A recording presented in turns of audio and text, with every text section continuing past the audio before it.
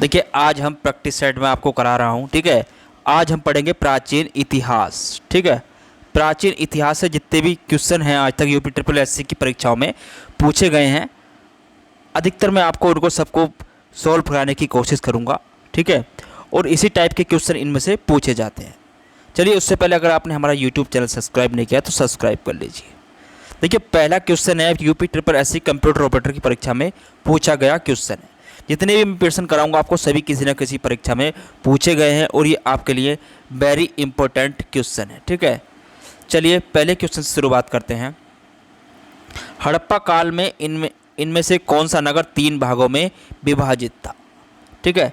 तो इसकी बात करें जो आपका, देखिए अगर बात करें इसमें जो धौलावीरा है वो आपका 3 भागों में विभाजित था, ठीक है। 3 भागों में विभाजित था, ठीक है। अगर धौलावीरा की खोज की बात करें तो इसकी खोज जो करी गई है आपकी 1967 से 68 के बीच में करी गई है, ठीक है। 1967 से 68 के बीच में करी गई है, ठीक है। चलिए अगला क्वेश्चन देखते हैं। अगला क्वेश्चन आया है आपका, निम्नलिखित में से कौन सा सिंधु घाटी की सभ्यता से संबंधित नहीं है, ठीक है। तो कौन सा नहीं है, देखिए अगर इसमें हम बात करें, देखिए आपका जो है पाटलिपुत्र वो आपका सिंधु घाटी की सभ्यता से संबंधित नहीं है, ठीक है। अगर बात करें यहाँ पर लोथल, देखिए लोथल में जो है आपकी यहाँ पर क्या प्राप्त हुआ था आपको यहाँ पर हुई थी युगल समाधियाँ, पत्तन घोड़े का अवशेष, ठीक है। यहाँ पर क्या प्राप्त हुई थी युगल समाधियाँ, ठीक है। युगल समाधियाँ, घोड़े के अवशेष, ठीक है। धान की भूसी और वृत्ताकार अनोदिका यहाँ से प्राप्त हुए हैं, ठीक है। अब रोपड़ की बात करें तो यहाँ से जो प्राप्त हुई थी तांबे की कुल्हाड़ी, ठीक है। यहाँ से प्राप्त क्या हुई थी आपकी तांबे की कुल्हाड़ी, ठीक है। और मानव के कंकाल भी यहाँ से मिले थे, ठीक है। मानव के कंकाल भी यहाँ से मिले थे, ठीक है। अब बात करें कालीबंगन की, तो कालीबंगन से जो मिले थे जुते हुए खेत के मैदान यहाँ से मिले थे, ठीक है। जुते हुए खेत के मैदान मिले थे, ठीक है। और अग्निकुंड, ठीक है, वो भी यहाँ से प्राप्त हुए हैं। लेकिन पाटलिपुत्र में क्या है, अगर पाटलिपुत्र में क्या हुआ था, पाटलिपुत्र जो है तृतीय बौद्ध सभा आयोजित की गई थी, ठीक है। पाटलिपुत्र में क्या था, तृतीय बौद्ध संगति यहाँ पर करी गई थी, ठीक है। तो इसका संबंध जो है पाटलिपुत्र का संबंध जो है आपका सिंधु घाटी सभ्यता से नहीं है, ठीक है। चलिए अगला क्वेश्चन देखते हैं। अगला क्वेश्चन आया है आपका, देखिए मोहनजोदड़ो का अर्थ क्या है। मोहनजोदड़ो का अर्थ है माउंट ऑफ द डेड, यानी कि मृतकों का टीला, ठीक है। इसका अर्थ क्या है, मृतकों का टीला। देखिए अगर मोहनजोदड़ो का अगर बात करें, देखिए कहाँ से प्राप्त हुए हैं, सिंधु घाटी सभ्यता से ही प्राप्त हुए हैं, ठीक है। कहाँ से हुए प्राप्त हुए थे, ये सिंधु घाटी सभ्यता से हमें ये प्राप्त हुए हैं, ठीक है। यहाँ पर जो हमें मिले थे, देखिए अगर बात करें तो यहाँ पर क्या मिले थे, यहाँ पर एक स्नान कुंड भी मिला था, ठीक है। यहाँ पर क्या मिला था मोहनजोदड़ो में, अगर बात करें तो यहाँ पर एक स्नान कुंड भी मिला था, ठीक है। जिसकी क्या थी लंबाई, कितनी थी लंबाई थी 11.89, ठीक है। और चौड़ाई थी इसकी 7.01 मीटर थी, ठीक है। और गहराई की बात करें तो गहराई थी इसकी 2.4 मीटर, ठीक है। तो ये इसका आकार था, ठीक है। चलिए अगला क्वेश्चन देखते हैं। अगले क्वेश्चन की बात करें तो अगला क्वेश्चन जो आया है आपका, देखिए सिंधु घाटी सभ्यता के बारे में से इनमें से कौन सा कथन सत्य है, ठीक है। देखिए सिंधु घाटी के लोग कपास का उत्पादन करने वाले पहले थे, ठीक है। तो ये आपका पहला सत्य है, ठीक है। तो यही आपका पहला सत्य है। चलिए अगला क्वेश्चन देखते हैं। अगला क्वेश्चन आया है आपका, हड़प्पा सभ्यता के एक हिस्से लोथल की खुदाई की खोज किसने करी थी, ठीक है। तो किसने करी थी, ये करी थी आपकी SR राव ने, ठीक है। किसने करी थी, SR राव ने लोथल की, ठीक है। और अगर बात करें सन की, देखिए SR राव ने कब करी थी इसकी खोज करी थी उन्होंने 1955 और 1962 में, ठीक है। यहाँ पर इसके निर्देशन में खुदाई की गई थी, ठीक है।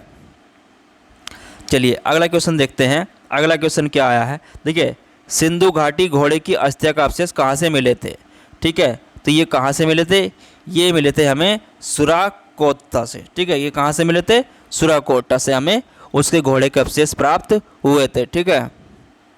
चलिए अगला क्वेश्चन देखते हैं। अगला क्वेश्चन आया है आपका, देखिए ये कह रहा है उपन्यास समारोह से क्या तात्पर्य है। उपन्यास समारोह से तात्पर्य है बच्चों को पवित्र जनेऊ धारण कराया जाता है। इसमें क्या कराया जाता है, उपनयन समारोह से बच्चों को पवित्र जनेऊ धारण कराया जाता है। मतलब इनका कहने का इसमें क्या है, जो पवित्र जनेऊ मतलब यज्ञोपवीत कहते हैं जिसे धारण कराया जाता है। इसमें क्या होते हैं, 3 भाग होते हैं जिन्हें सत क्या बोलते हैं। इसमें कितने भाग होते हैं, 3 भाग होते हैं। देखिए आपका इसमें एक सत होता है, रज होता है, ठीक है, सत आपका रज है, ठीक है, और आपका इसमें तम है, ठीक है, इसके प्रतीक हैं, ठीक है। चलिए अगला क्वेश्चन बात करें। देखिए सत्यमेव जयते महाकाव्य के कहाँ से लिया गया, मतलब सत्यमेव जयते कहाँ से लिया गया है, तो लिए क्या गया आपका मुंडकोपनिषद से, ठीक है, मुंडक उपनिषद से, ठीक है। और मुंडक उपनिषद की अगर बात करें तो इसका संबंध काय से है आपका, ये काय से है, तो ये आपका क्या है, अर्थवेद से संबंधित है। काय से संबंधित है आपका, ये अर्थवेद से संबंधित है, ठीक है। चलिए अगला क्वेश्चन जो है आपका, वेदों के गद्य प्रकरण क्या कहलाते हैं। वेदों के गद्य प्रकरण क्या कहलाते हैं आपके, ब्राह्मण क्या कहलाते हैं, ब्राह्मण कहलाते हैं, ठीक है।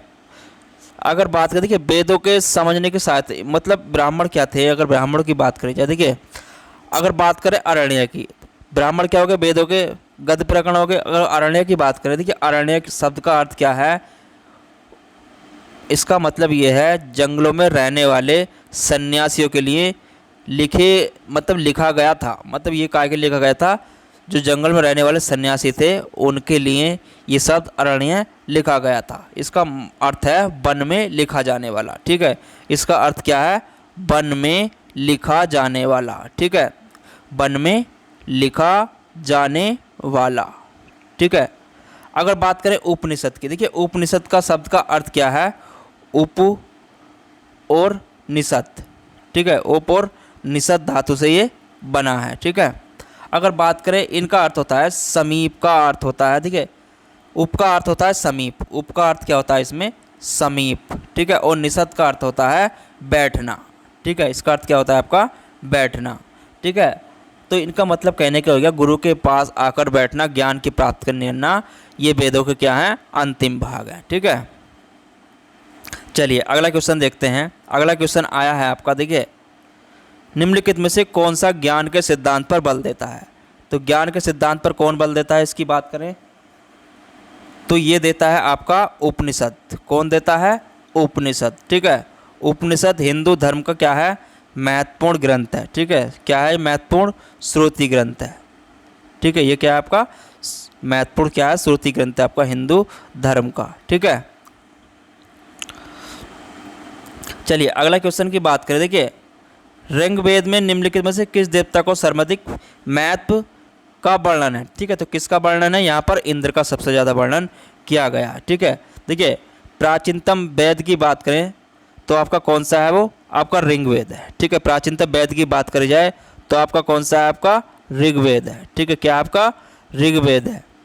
अगर इसमें बात करें कितने मंडल हैं, 10 मंडल हैं, ठीक है। और 10 मंडल हैं इसमें, ठीक है। और 1028 क्या है इसमें, सूक्त हैं, ठीक है। और 10,580 क्या है इसमें, ऋचाएँ हैं, ठीक है। क्या हैं, ऋचाएँ हैं, ठीक है।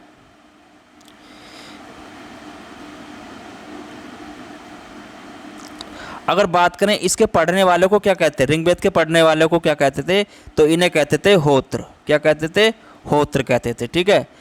इसमें जो सर्वाधिक वर्णन किया गया है वो इंद्र के लिए किया गया है। मतलब इंद्र के लिए क्या किया गया है, 250 और ऋचाओं का वर्णन किया गया है, ठीक है।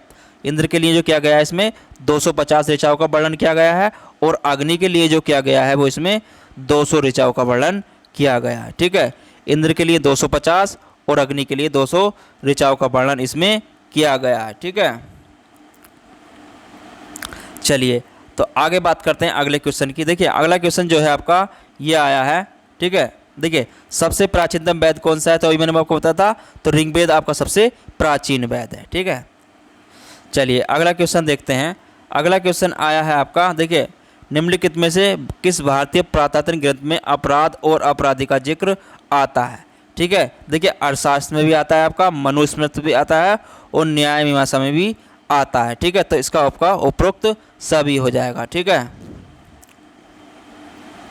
देखिए ऋग्वेद में जो है, अगर ऋग्वेद की बात करें, देखिए हिंदू धर्म का सबसे प्राचीन ग्रंथ है कौन सा आपका, मनुस्मृति जो है आपका हिंदू धर्म का जो है सबसे प्राचीन ग्रंथ है, ठीक है, सबसे प्राचीन ग्रंथ है, ठीक है। कौन, मनुस्मृति। अगर बात करें हम, देखिए अगर इसमें अर्थशास्त्र क्या है आपका, अर्थशास्त्र किसने लिखा था, कौटिल्य ने, ठीक है। अर्थशास्त्र किसका है आपका, कौटिल्य द्वारा रचित है, ठीक है। अर्थशास्त्र के रचयिता कौन है, कौटिल्य है, ठीक है। जिसमें क्या है, राजा के कर्तव्य और विस्तृत प्रणाली पर क्या है, इसमें सामाजिक स्थिति पर प्रकाश डाला है, ठीक है। देखिए ऋग्वेद में मनु को क्या कहा गया है, तो ऋग्वेद में मनु को मानव जाति का क्या कहा गया है, पिता कहा गया है, ठीक है। चलिए अगला क्वेश्चन की बात करें। अगला क्वेश्चन आया है आपका, शतपथ ब्राह्मण और तृतीय ब्राह्मण के ब्राह्मण मूल पाठ हैं, ठीक है। तो मूल पाठ है, तो ये क्या है आपके, यजुर्वेद, ठीक है। तो इसमें आपके ब्राह्मण क्या है आपके, यजुर्वेद। देखिए वेद और उनके ब्राह्मण क्या है, निम्नलिखित। देखिए सामवेद के क्या थे, 25 ब्राह्मण। सामवेद के क्या कहलाते थे, 25 ब्राह्मण, ठीक है, 25 ब्राह्मण, ठीक है। अगर बात करें अर्थवेद की, तो अर्थवेद के कहलाते हैं आपके गोपत ब्राह्मण, ठीक है, गोपत ब्राह्मण। अगर बात करें ऋग्वेद की, तो ऋग्वेद के कहलाते हैं आपके ऐतरेय और कौशिकीय ब्राह्मण, ठीक है।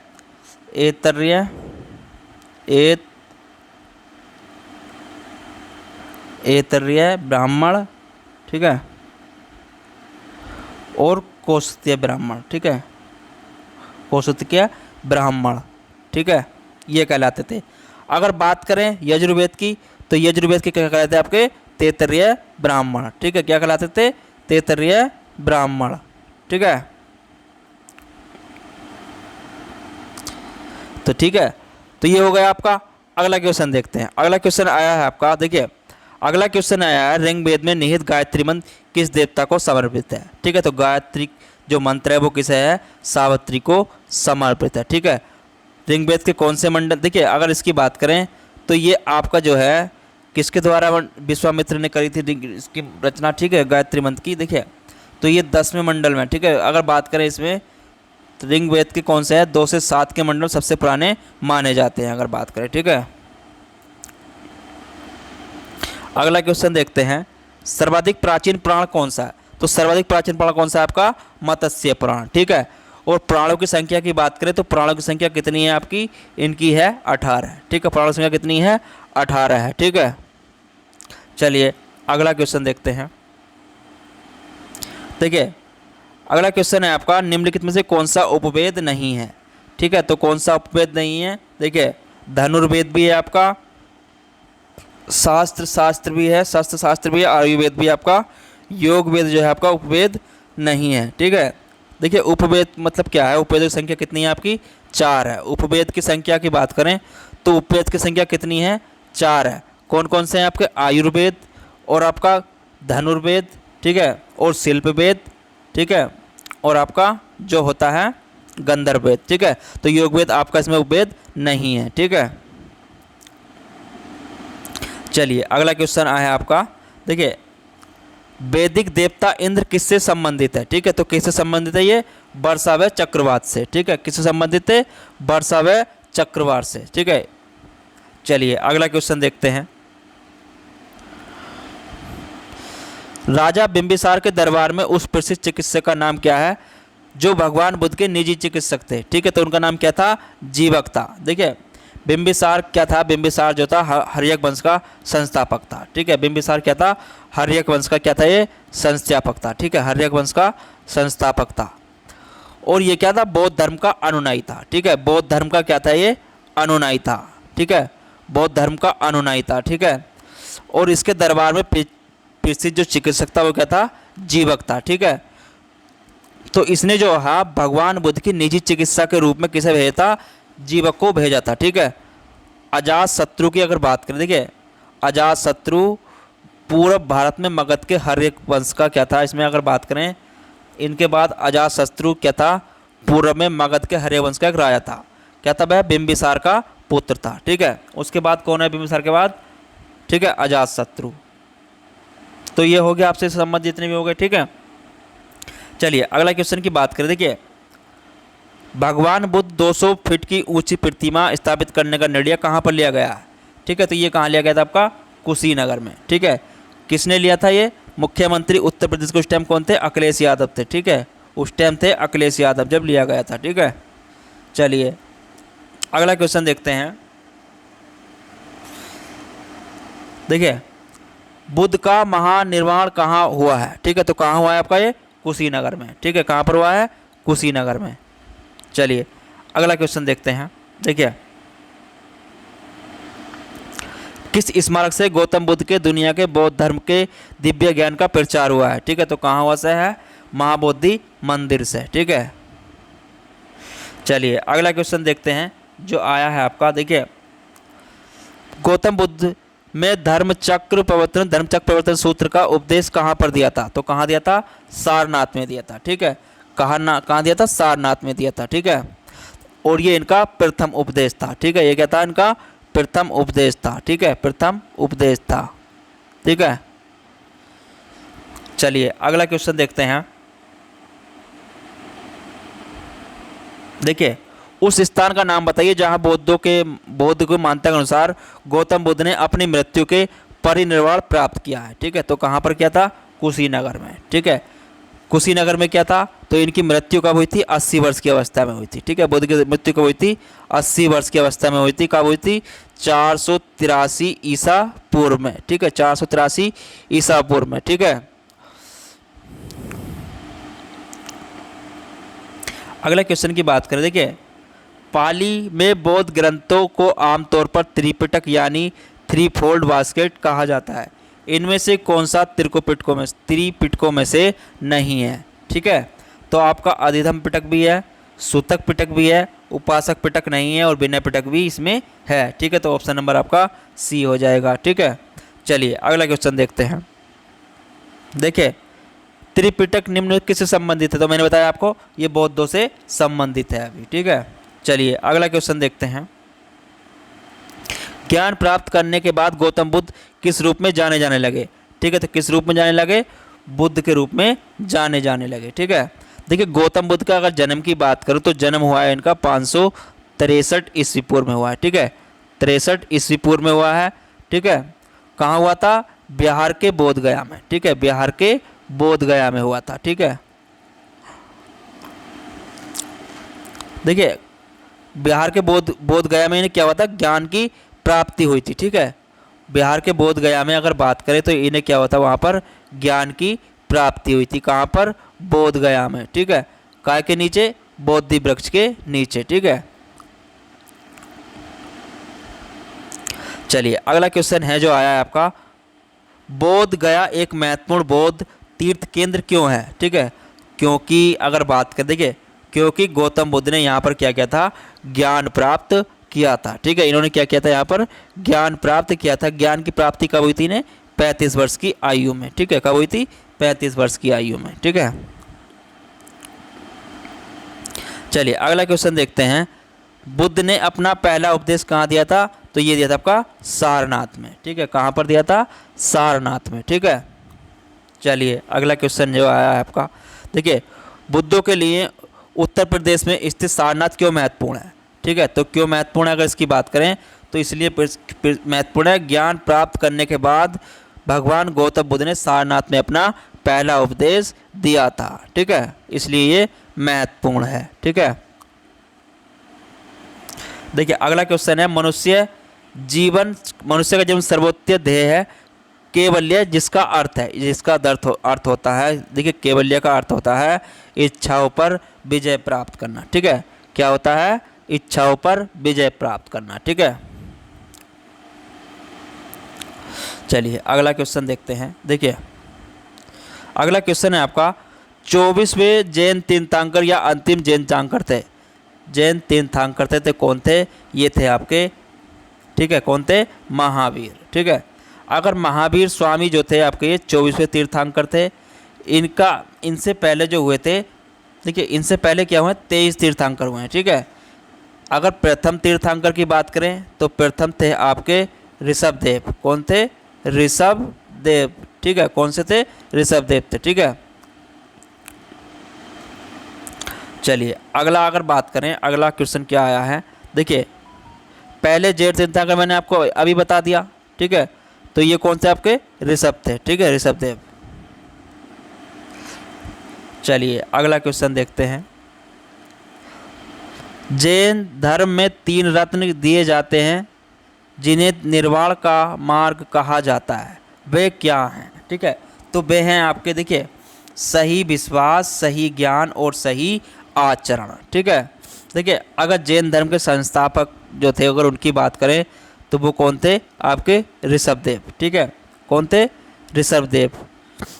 अगर महावीर स्वामी के जन्म की बात करें, देखिए महावीर स्वामी जो हुए हैं इसमें उनका जन्म हुआ है आपका 540 ईस्वी पूर्व में। ठीक है, कब हुआ है? 540 ईस्वी पूर्व में। ठीक है, चलिए अगला क्वेश्चन देखते हैं। मौर्यकालीन भारत के विवरण वाली इंडिका के लेखक कौन है? ठीक है, तो इंडिका के लेखक कौन है आपके? तो ये हैं आपके मेगस्थनीज। ठीक है, कौन है? मेगस्थनीज। ठीक है, तो ये भारत की यात्रा पर इनका, अगर ये क्या आए थे? भारत की यात्रा पर आए थे। ठीक है, ये विदेशी यात्री थे, तो ये आए थे आपके 304 से 299 ईसा पूर्व। किसके समय? चंद्रगुप्त मौर्य के समय में आए थे। ठीक है, चंद्रगुप्त मौर्य के समय में आए थे। ठीक है, फाहियान क्या था? देखिए फाहियान विदेशी यात्री था।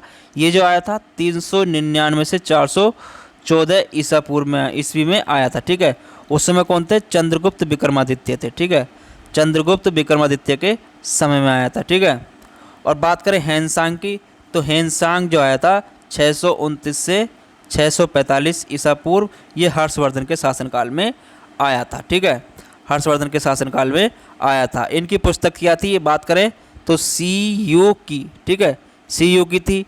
अगर इनकी पुस्तक की बात करें तो इनकी थी फोक्यू की। ठीक है, फोक्यू की। ठीक है, और मेगस्थनीज की क्या थी पुस्तक? इंडिका। ठीक है, इनकी पुस्तक क्या थी? इंडिका थी। ठीक है, चलिए अगला क्वेश्चन देखते हैं। अगला क्वेश्चन क्या आया है, देखिए चरक संहिता संबंधित है। तो चरक संहिता काय संबंधित है आपकी?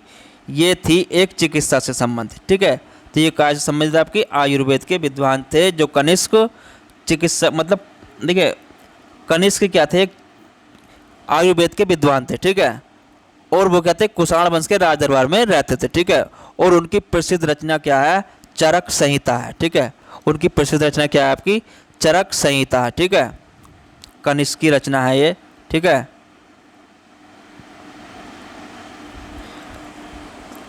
चलिए अगला क्वेश्चन देखते हैं।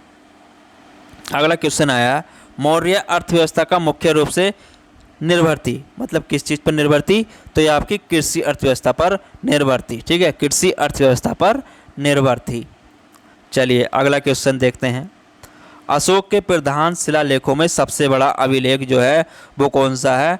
तो इसमें आपका 13वां शिलालेख जो है वो सबसे बड़ा अभिलेख है। ठीक है, इसमें क्या है? देखिए अशोक के क्या है? 8 वर्षों का शासन, मतलब इसमें जो उल्लेख है अशोक ने जो शासन किया है। ठीक है, अशोक के शासन के 8 वर्ष होने के बाद जो कलिंग युद्ध हुआ था। ठीक है, 8 वर्ष पूरा होने के बाद जो कलिंग युद्ध का इसमें क्या है? वर्णन मिलता है। ठीक है, इसमें क्या है? कलिंग युद्ध का इसमें वर्णन है। ठीक है, चलिए अगला क्वेश्चन आया है जो आपका, देखिए अशोक के आक्रमण के दौरान कलिंग पूर्वी प्रांत की राजधानी कौन सी थी? ठीक है, तो कौन सी थी उस समय? उस समय तोसली राजधानी थी। ठीक है, क्या थी? तोसली। ठीक है, चलिए अगला क्वेश्चन देखते हैं। देवनापिर्य नाम से किसे दिया गया है? ठीक है, तो किसे दिया गया था? ये अशोक को दिया गया था। ठीक है, किसे दिया गया था? अशोक को।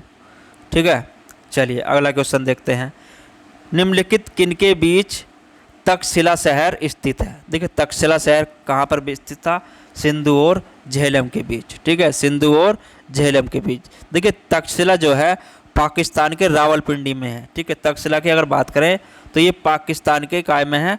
रावलपिंडी जिले में स्थित है। ठीक है, चलिए अगला क्वेश्चन देखते हैं। सम्राट अशोक कौन सा शिलालेख कलिंग पर विजय का उल्लेख करता है। ठीक है, तो कौन से में है? 13वें शिलालेख में इसके विजय का उल्लेख है। ठीक है, देखिए अशोक के द्वारा कुल कितने शिलालेख बनवाए गए थे? 14 शिलालेख बनवाए गए थे। ठीक है, जिसमें से जो 13वां शिलालेख है वो सबसे बड़ा शिलालेख माना जाता है। ठीक है, चलिए अगला क्वेश्चन देखते हैं। अशोक का सिंह चतुर्म स्तंभ शीर्ष में एक स्तंभ पर था। ठीक है, तो कौन से में था? सारनाथ में था। ठीक है, जो सिंह चतुर्म स्तंभ था वो किस में था? आपका सारनाथ से लिया गया। ठीक है, इसमें क्या है? 4 सिंह हैं। ठीक है, 4 सिंह क्या है? वो पीठ सटाए बैठे हैं। ठीक है, और इसे ही भारत सरकार ने क्या लिया है? अपना राष्ट्रीय चिन्ह। ठीक है, इसे ही अपना क्या बनाया है? भारत सरकार ने राष्ट्रीय चिन्ह स्वीकार किया है। ठीक है, चलिए अगला क्वेश्चन देखते हैं। चंद्रगुप्त मौर्य इस प्रसिद्ध राजनीतिक सलाहकार को निम्नलिखित सभी नामों से जाना जाता है। ठीक है, देखिए तो इनमें से किस नाम से जाना जाता है? तो ये था समुद्रगुप्त। ठीक है, मतलब चाणक्य के नाम से जाना जाता, विष्णुगुप्त के नाम से, कौटिल्य के, लेकिन समुद्रगुप्त के नाम से नहीं जाना जाता था। ठीक है, समुद्रगुप्त जो था गुप्त साम्राज्य का एक क्या था? एक महान सम्राट था। ठीक है, जिसे क्या कहा जाता है? भारत का नेपोलियन भी कहा जाता था। किसे? समुद्रगुप्त को भारत का नेपोलियन भी कहा जाता था। ठीक है, चलिए अगला क्वेश्चन देखते हैं। अगला क्वेश्चन है आपका, अशोक के कौन से शिलालेख में ब्राह्मी लिपि का प्रयोग किया गया है? ठीक है, तो कौन सी उसमें किया गया है? सहवाजगढ़ी शिलालेख में ब्राह्मी लिपि का प्रयोग नहीं किया गया है। ठीक है, देखिए सहवाजगढ़ी क्या है? एक ऐतिहासिक स्थल है जो कहाँ पर इस समय? पाकिस्तान के मर्दन जिले में है। ठीक है, कहाँ पर है ये? पाकिस्तान के मर्दन जिले में है। ठीक है, कहाँ पर? पाकिस्तान के मर्दन जिले में है। ठीक है, यहाँ पर जो किया गया है वो खरोष्टी लिपि का प्रयोग। देखिए इस शिलालेख में क्या है? अगर इसकी बात करें, इसमें खरोष्टी लिपि का प्रयोग किया गया है। ठीक है, इसमें काय का प्रयोग किया गया है? खरोष्टी लिपि का। ठीक है, चलिए अगला क्वेश्चन देखते हैं। निम्नलिखित में से मौर्य कला का सर्वोत्तम प्रतिमान कौन सा है? तो कौन सा है आपका इसमें? स्तंभ। देखिए मौर्य काल का सर्वोत्तम प्रतिमान अगर माना जाए तो इसमें कला का जो विकास था वो 4वीं और 2वीं सदी ईसा पूर्व में हुआ है। ठीक है, सारनाथ और कुशीनगर में जैसे क्या है? धार्मिक स्थानों के रूप में क्या था? अशोक स्वयं सम्राट अशोक ने इसकी संरचना करी है। काय की? स्तंभ होगी। ठीक है, चलिए अगला, निम्नलिखित में से कौन सा अशोक के साम्राज्याधीन नहीं था? ठीक है, कश्मीर भी था, गुर्जर भी था, कर्नाटक भी था, लेकिन कामरूप नहीं था। ठीक है, कामरूप क्या है? ये नहीं था। देखिए अगर कश्मीर को किसने बताया था? तो कश्मीर की अगर बात करें, देखिए अशोक क्या था? कश्मीर पर अधिकार अशोक ने ही कश्मीर को बसाया था। ठीक है, चलिए अगला, देखिए बृहद सांची स्तूप किस काल से संबंधित है? तो किससे है ये? आपका मौर्य काल से संबंधित है। किससे है? मौर्य काल से संबंधित है। ठीक है, इसका निर्माण कब कराया था? 300 ईसा पूर्व में कराया गया था। ठीक है, तो ये कहाँ पर है? आपका मध्य प्रदेश में। कहाँ पर है? मध्य प्रदेश में। ठीक है, चलिए अगला क्वेश्चन देखते हैं। योग दर्शन के प्रवर्तक कौन थे? तो योग दर्शन के प्रवर्तक हैं आपके महर्षि पतंजलि। ठीक है, कौन है? महर्षि पतंजलि। ठीक है, चलिए अगला क्वेश्चन देखते हैं।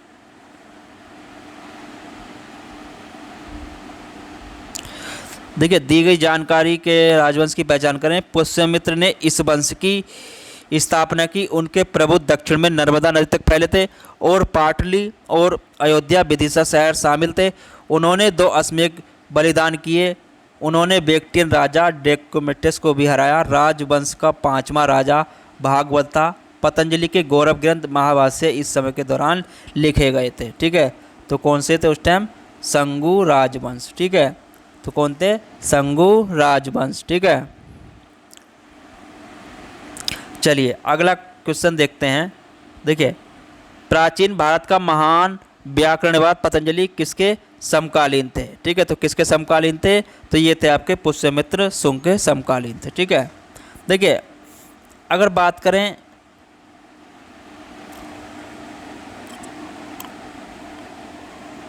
अगला क्वेश्चन क्या है? देखिए कनिष्क प्रथम के शासनकाल के दौरान कौन सा प्रसिद्ध आयुर्वेद विद्वान था?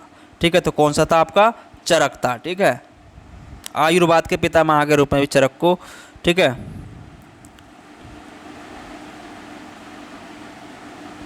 चलिए अगला क्वेश्चन देखते हैं।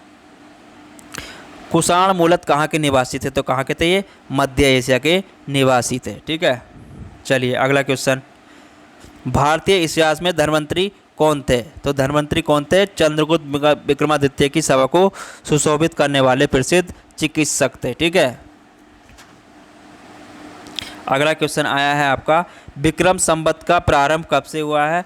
तो विक्रम संवत का प्रारंभ हुआ है आपका 57 ईस्वी पूर्व से। ठीक है, कहाँ से हुआ है? 57 ईसा पूर्व से। देखिए, तो ये किसने कराया था? विक्रम द्वितीय ने। ठीक है, सम्राट विक्रमादित्य ने। ठीक है,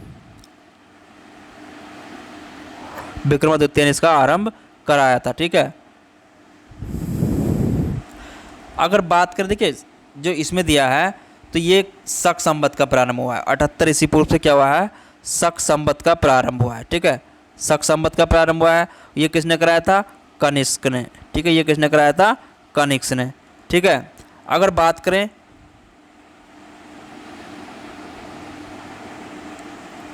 ईस्वी पूर्व, ठीक है, ये नहीं, ईस्वी पूर्व। ठीक है, चलिए अगला क्वेश्चन देखते हैं। अगला क्वेश्चन आया है आपका, खगोलविद ब्राह्मण और कवि कालिदास किसके दरबार के हिस्सा थे? ठीक है, तो किसके दरबार के हिस्सा थे? तो ये थे विक्रमादित्य के दरबार के हिस्सा थे। ठीक है, चलिए अगला क्वेश्चन क्या कह रहा है आपका। देखिए अगला क्वेश्चन आया है, हर्षवर्धन ने 5 इंडीज को अपने नियंत्रण में लिया था, इनमें से कौन सा 5 इंडीज था? ठीक है, तो कौन सा था? पंजाब, कन्नौज, बंगाल, बिहार और उड़ीसा। ठीक है, चलिए अगला क्वेश्चन क्या है। अगला क्वेश्चन आया है आपका, वह स्थल जहाँ हर्षवर्धन ने बौद्ध महासम्मेलन का आयोजन किया था। ठीक है, तो कहाँ पर किया था आपका? प्रयाग में किया था। ठीक है, कहाँ पर किया था? प्रयाग में किया था। ठीक है, चलिए अगला क्वेश्चन, कन्नौज से पूर्व हर्षवर्धन का शासक था, मतलब कहाँ? कन्नौज से पूर्व हर्षवर्धन कहाँ का शासक था? तो ये था थानेश्वर का शासक। ठीक है, थानेश्वर का शासक था। ठीक है, और हर्षवर्धन जो था ये अंतिम हिंदू सम्राट था। ठीक है, क्या था? अंतिम हिंदू सम्राट था। ठीक है, चलिए अगला प्रश्न आया आपका, गुप्त काल की प्रसिद्ध महिला शासक कौन थी? ठीक है, तो कौन थी? ये थी आपकी प्रभावती गुप्ता। ठीक है, कौन थी? प्रभावती गुप्ता। ठीक है, चलिए अगला क्वेश्चन आया है, 12वीं शताब्दी के आरंभ में दिल्ली पर किसका शासन था? तो किसका था? तोमर वंश का शासक था। ठीक है, देखिए अनंगपाल क्या थे? दिल्ली के तोमर वंश के संस्थापक थे। ठीक है, तोमर वंश के संस्थापक कौन थे? अनंगपाल। ठीक है, कौन थे? अनंगपाल। तोमर वंश के क्या थे? संस्थापक थे। ठीक है, चलिए अगला क्वेश्चन देखते हैं, जयचंद विश्वासघात के कारण पृथ्वीराज चौहान की पराजय हुई, कालांतर में जयचंद कहाँ और कब मारा गया? ठीक है, तो कहाँ पर मारा गया था? ये चंदावर के युद्ध में 1194 में। ठीक है, जब गौरी और जयचंद का युद्ध हुआ था। ठीक है,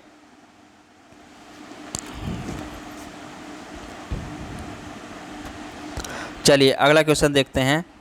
अगला क्वेश्चन आया है आपका, निम्न में से वंश ने भारत पर दक्षिण पर शासन नहीं किया। ठीक है, तो किसने नहीं किया? राजपूत ने दक्षिण वंश पर शासन नहीं किया है। ठीक है, चलिए अगला क्वेश्चन है, पाल साम्राज्य किसके हिस्से से संबंधित है? ठीक है, तो किसके हिस्से से संबंधित है? ये पूर्वी हिस्से से संबंधित था। ठीक है, देखिए पाल साम्राज्य का विस्तार कहाँ था? भारत के पूर्वी हिस्से में था। कहाँ पर था? भारत के पूर्वी हिस्से में ही था। और ये क्या था आपका? मध्यकालीन भारत का एक महत्वपूर्ण राजवंश था। ठीक है, ये क्या था? मध्यकालीन भारत का क्या था? महत्वपूर्ण राज्य वंश था। ठीक है, देखिए अगर बात करें, देखिए कब से कब तक चला था? ये 750 से 1174 ईस्वी तक क्या है? ये राजवंश चला है। ठीक है, 1174 ईस्वी तक ये चला था। ठीक है, अगर बात करें प्राचीन, देखिए पाल वंश का सबसे महान शासक कौन था? इसमें धर्मपाल था। ठीक है, कौन था? धर्मपाल था। ठीक है, जिसने क्या करी थी? विक्रमशिला विश्वविद्यालय की भी स्थापना करी थी। ठीक है, चलिए अगला क्वेश्चन देखते हैं। अगला क्वेश्चन आया आपका, पाल वंश का पहला शासक कौन था? तो गोपाल था। ठीक है, कौन था? गोपाल था। ठीक है, और इसके शासन की बात करें तो इसने 750 से 770 ईस्वी तक क्या है, शासन किया है। ठीक है, चलिए अगला क्वेश्चन। सिंचाई के 16 मील लंबी चोल झील का निर्माण इसमें से किस शासक ने करवाया था? ठीक है, तो किसने करवाया था? अगर इसकी बात करें तो ये कराया था राजेंद्र प्रथम ने। ठीक है, किसने कराया था? राजेंद्र प्रथम ने। ठीक है, चलिए अगला क्वेश्चन। कौन सा साहित्य संगम साहित्य के रूप में प्रसिद्ध है? ठीक है, तो कौन सा है आपका? तमिल साहित्य। ठीक है, तमिल भाषा में लिखे गए, मतलब ये क्या था, साहित्य को क्या कहा गया है? साहित्य संगम साहित्य कहा जाता है। ठीक है, चलिए अगला क्वेश्चन जो आया है आपका, देखिए। चोल अभिलेखों के अनुसार जैन सभाओं को दान में दिए जाने वाली भूमि को क्या कहा जाता था? ठीक है, तो क्या कहा जाता? पल्ली छांदम। ठीक है, क्या कहा जाता? पल्ली छांदम। ठीक है, अगर बात करें देखिए बेलनवाई को कहा जाता था, तो ये थी गैर ब्राह्मण किसान भूमि की भूमि। ये क्या थी? गैर ब्राह्मण। ठीक है, गैर ब्राह्मण किसान भूमि। ठीक है, ये थी गैर ब्राह्मण किसान भूमि। अगर साला भोग की बात करें तो ये थी किसी विद्यालय को रखरखाव के लिए भूमि। क्या थी? किसी विद्यालय के रखरखाव के लिए भूमि। ठीक है, किसी विद्यालय के लिए रखरखाव की भूमि। ठीक है, और ब्राह्मण की बात करें तो ये थी ब्राह्मणों को उपकार में दी गई भूमि। ठीक है, ये थी ब्राह्मणों को उपहार में दी गई भूमि। ठीक है, चलिए अगला क्वेश्चन देखते हैं। अगला क्वेश्चन है आपका, ठमालीकानमिट्टम पुस्तक किसने लिखी है? ठीक है, तो ये किसने लिखी है? आपकी कालिदास ने। ठीक है, ये किसने लिखी है? कालिदास ने। चलिए अगला क्वेश्चन देखते हैं। अभिज्ञान शकुंतलम किताब के लेखक कौन है? ठीक है, तो इसके लेखक कौन है आपके? इसके लेखक हैं आपके कालिदास। ठीक है, कौन है? कालिदास। चलिए अगला क्वेश्चन देखते हैं। कादम्बरी के लेखक कौन है? तो कादम्बरी के लेखक है आपके बाण। ठीक है, कौन है? बाण। ठीक है, बाण भट्ट। चलिए अगला क्वेश्चन है आपका, विशाख दत्त द्वारा लिखी गई मुद्रा राक्षस कौन सी भाषा में लिखी गई थी? ठीक है, तो ये कौन सी में लिखी गई थी? ये संस्कृत भाषा में लिखी गई थी। ठीक है, कहाँ में लिखी गई थी? संस्कृत भाषा में लिखी गई थी। ठीक है, मेगास्थनीज जिसने भारत के बारे में प्रसिद्ध ग्रंथ इंडिका लिखा, वह मूल रूप से किस देश का था? तो कहाँ का था वो? ग्रीस देश का था। ठीक है, ये क्या था? मेगास्थनीज के दरबार में आया था। ठीक है, जो कुछ भी इसने भारत में देखा उसका वर्णन कहाँ में किया है? इसने इंडिका में करा है। ठीक है, और ये कहाँ का था? चलिए अगला क्वेश्चन देखते हैं। खुजरो समूह के प्रसिद्ध स्मारक किस राज्य में है? ठीक है, तो किस में है आपका? ये मध्य प्रदेश में। ठीक है, देखिए खुजरो के मंदिर का निर्माण की बात करी जाए तो ये आपके 900 से 1130 ईस्वी के मध्य में चंदेल राजाओं ने करवाया था। ठीक है, किसने करवाया था? चंदेल राजाओं ने करवाया था। ठीक है, चलिए अगला क्वेश्चन देखते हैं। मंदिर एलोरा महाराष्ट्र में स्थित प्राचीन हिंदू मंदिर जो चट्टानों को काटकर बनाए गए हैं, सबसे बड़े मंदिर में से एक है, तो कौन सा आपका? कैलाश मंदिर। ठीक है, कैलाश मंदिर क्या है? दुनिया का सबसे बड़ा एकात्मक मंदिर है। ठीक है, क्या है आपका? ये एकात्मक मंदिर है, दुनिया का सबसे बड़ा। ठीक है, जो क्या है? एलोरा की गुफाओं में स्थित है। ठीक है, और इसकी बात करें तो ये किसने बनवाया था? ये राष्ट्रकूटों ने बनवाया था। किसने बनवाया था? राष्ट्रकूट राजा थे कृष्णदेव प्रथम ने कराया था। ठीक है, राष्ट्रकूट राजा थे कौन? कृष्णदेव प्रथम। ठीक है, कृष्ण प्रथम ने कराया था। ठीक है, कृष्ण प्रथम ने कराया था। ठीक है, चलिए अगला क्वेश्चन देखते हैं। मथुरा कला स्कूल कब अपने शिखर पर पहुंचा? तो ये पूछा था आपका कुषाण काल में। कब पहुंचा था? कुषाण काल में। ठीक है, चलिए अगला क्वेश्चन देखते हैं। भारत में नवपाषाण काल गुफा चित्रकारी कहाँ मिलती है? तो ये कहाँ मिलती है? आपकी भीमा बेटिका में। ठीक है, कहाँ पर मिलती है? भीमा बेटिका में। ठीक है, चलिए अगला क्वेश्चन है लास्ट आज का हमारा। ऐतिहासिक काल के चित्रकारी वाली प्रसिद्ध पंचमुखी गुफाएं निम्नलिखित में से किस जिले में स्थित हैं? ठीक है, तो ये कहाँ पर आपकी? सोनभद्र में। ठीक है, कहाँ पर है ये? सोनभद्र में। ठीक है, सोनभद्र कहाँ आपका? उत्तर प्रदेश का एक जिला है। ठीक है, चलिए आज का टॉपिक हमारा यहीं पर, आज का जो प्रैक्टिस सेट है इस टॉपिक का यहीं पर समाप्त होता है। फिर मिलेंगे अगले प्रैक्टिस सेट के साथ। जब तक के लिए धन्यवाद।